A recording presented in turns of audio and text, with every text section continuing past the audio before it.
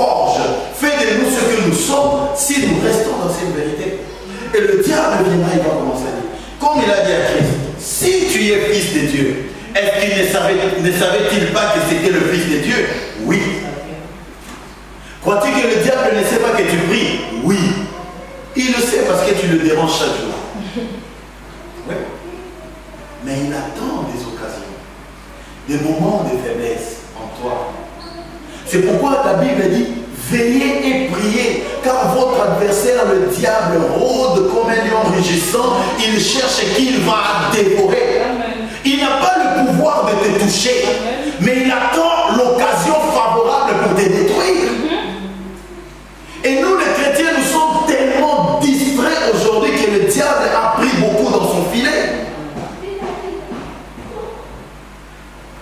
Qu'est-ce que tu crois? Que celui qui est à côté de toi, il te provoque gratuitement? Non. Celui qui vient t'insulter, tu crois qu'il le fait gratuitement? Non. Et lorsque cela est fait, quelle est ta réaction? Christ dit ceci, il répond ceci. Jésus répondit, verset 4. Il est écrit, voilà le cœur de vérité. C'est un cœur dans lequel la parole règne. Quand la vie de Dieu règne, la parole de Dieu règne en toi. Et je t'assure que même quand tu sortiras de ces lieux, personne ne peut te déraciner de la foi que tu as en Dieu. Parce que tu as le cœur que Dieu t'a donné, le cœur de vérité. Il dit, Jésus répondit, il est écrit, l'homme ne vivra pas de pain seulement, mais de toute parole qui sort de la bouche de Dieu. Amen. C'est pourquoi j'ai commencé en disant ceci. Nous avons souvent difficile à venir à l'église, mais quand il s'agit du boulot, on a facile. Le choix que nous avons à faire, il nous est difficile parce que nous ne connaissons pas que c'est Dieu qui nous a donné ce boulot. Il peut nous le répondre quand il veut. La vie que tu as pour aller t'élever et aller même au boulot, c'est Dieu qui te l'a donné. Combien se sont levés pour aller au boulot et ils ne sont plus jamais revenus? Parce qu'ils ont eu un accident en route. C'est Dieu qui nous garde, c'est Dieu qui nous épargne, c'est Dieu qui veille sur nous. Mais seulement, nous privilégions autre chose que Dieu. Christ dit, il est écrit, il revient dans les Écritures. Pourquoi? Parce que dans son cœur est écrit la vérité de Dieu. Quelle est cette vérité? Ce n'est pas que l'homme vivra seulement de pain, mais de toute parole qui sort de la bouche de Dieu.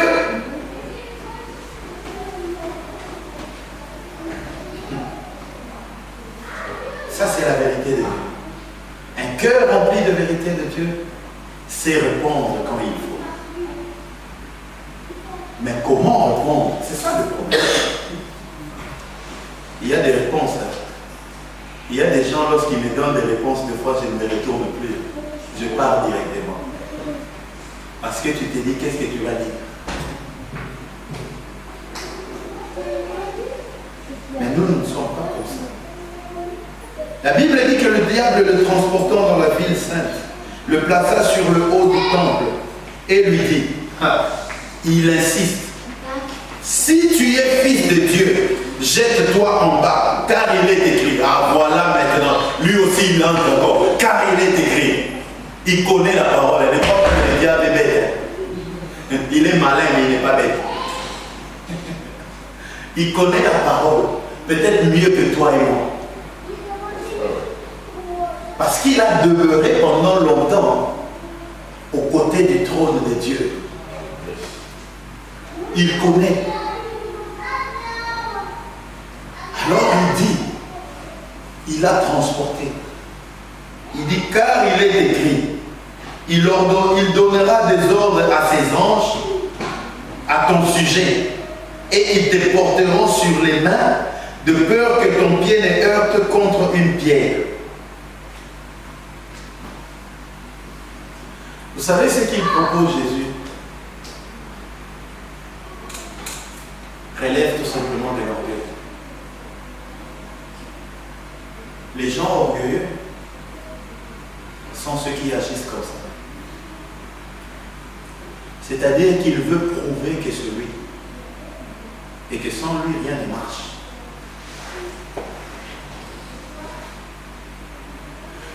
Les gens qui veulent avoir tout sous leur pouvoir. Et le diable sait comment proposer les choses selon les désirs de ton cœur. Pourquoi? Parce que lorsque tu lui montres déjà une faiblesse en toi, il connaît cette faiblesse. Et c'est cette faiblesse, il va jouer sur cette faiblesse pour te détruire. C'est pourquoi les gens croient des fois qu'ils sont bénis par Dieu, mais ils ne le sont pas. C'est tout simplement les prémices de leur mort certaine et future. Je m'explique. C'est-à-dire que puisque tu as mis le cœur de vérité de côté par rapport à ta situation, si tu t'en sors dans une situation, tu crois que c'est Dieu qui t'avait béni alors que ce n'était pas Dieu, sache que le diable t'a déjà dans son filet pour te détruire. C'est pourquoi dans Jean 10, il est dit que le voleur, lui, ne vient que pour dérober, détruire, égorger. Mais regardons la réponse du Christ. Il dit ceci. Jésus lui dit, il est aussi écrit, tu ne tenteras point le Seigneur ton Dieu. Avec l'esprit que Dieu te donne, tu sauras répondre, mon frère, ma soeur. Tu ne tenteras pas non plus le Seigneur ton Dieu. Pourquoi tu l'es tenté, Dieu?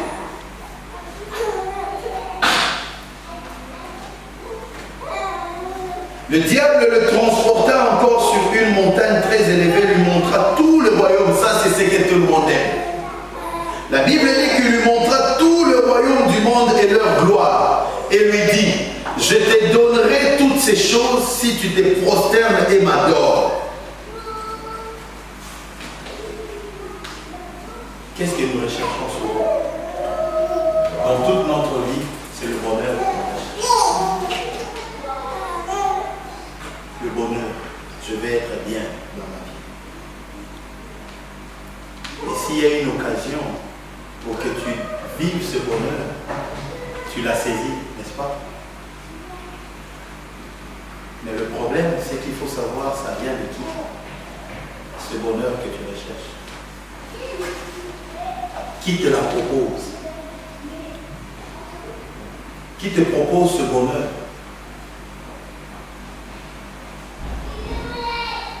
J'ai connu un ami lorsque j'étais en 6e secondaire.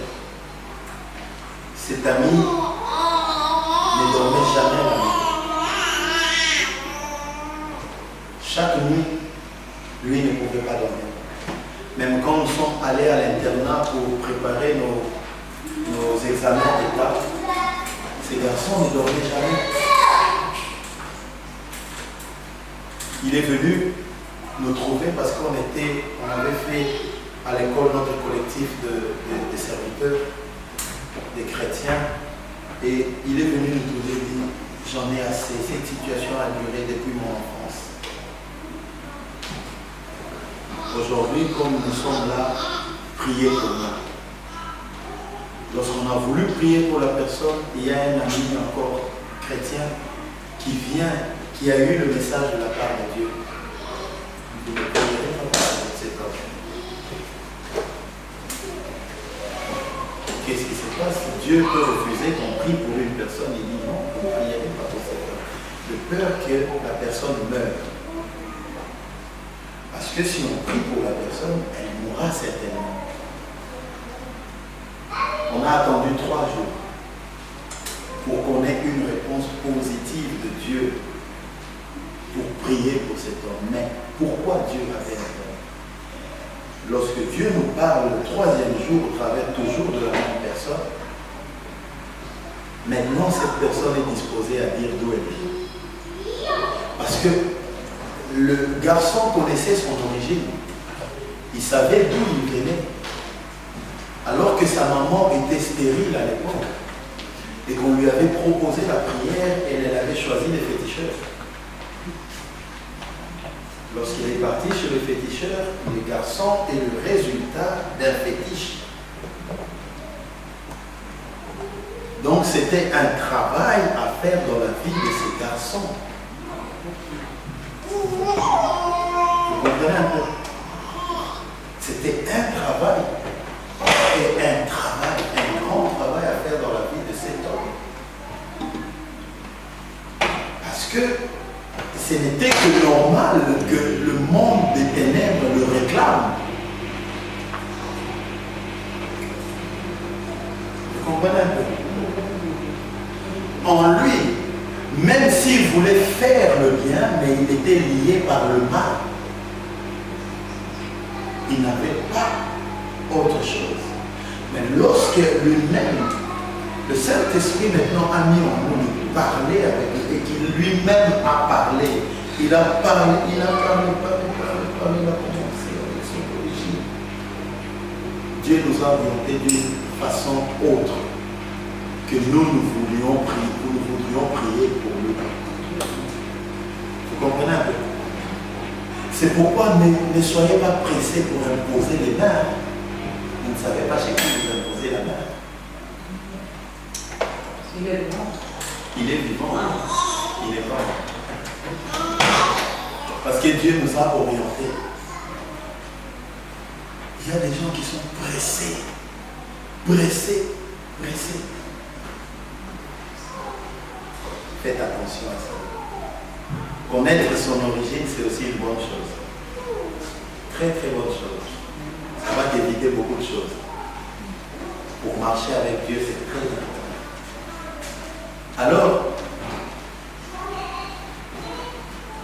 le bonheur que aspiraient ces garçons ne pouvait pas arriver parce que il était le résultat d'un autre produit. Et ce produit ne pouvait pas attacher au bonheur. Rien qu'au malheur. Il ne pouvait pas vivre le bonheur dans sa vie. Mais une fois qu'il a connu Christ, ce n'était pas sa faute. Est-ce que c'était sa faute? Non. Voyez ce que Dieu est capable de faire. Il est capable de changer ta destinée. Il est capable de changer ta vie. Il est capable de bouleverser, de te donner, de te sortir de la boue où tu étais pour t'emmener dans le bonheur auquel tu aspires. Et ici, le diable est venu proposer le bonheur à Christ. Un homme peut venir te dire, écoute, je suis riche. Et puisque toi, ta faiblesse, c'est la richesse, tu iras dans le mariage avec ces riches. Pour toi, effectivement, il sera un prince, mais est-ce qu'il sera charmant? Bonne interrogation. Tu penses qu'il le deviendra? Non. Courage. Et c'est pourquoi je regarde des fois des gens qui disent, moi je vais aller seulement là-bas, on ne sait jamais. On ne sait, effectivement, on ne sait jamais. Il y a des endroits, il y a des choses. La Bible dit l'impudicité, il faut fuir, mais toi tu dis je vais résister, résiste. Vous savez, il y a des endroits dans lesquels nous, en tant qu'enfants de Dieu, lorsque nous avons cet esprit de vérité, avec ce cœur de vérité, nous ne pouvons plus entrer. Nous ne pouvons plus fréquenter des choses qu'on ne peut plus faire, tout simplement parce que nous avons la vérité de Dieu en nous. Ce n'est pas une loi humaine, ce n'est pas un homme qui te l'interdit, mais c'est la vérité de Dieu qui est en toi, qui te conduit pour ton bonheur. Dieu n'a pas des interdits, mais Dieu a tracé une voie pour ton bonheur. C'est tout. Et c'est comme ça que même Joseph, lorsque nous l'avons dit le dimanche passé, a su fuir parce qu'il avait en lui la vérité de Dieu. Il savait que la parole de Dieu me dit, stop, ça c'est une limite pour moi. Je ne peux pas franchir cette limite. Je dois aller de l'autre côté. Si toi tu vas à droite, moi je vais à gauche. Qui te propose le bonheur? Le charmant que tu crois être prince? Ou le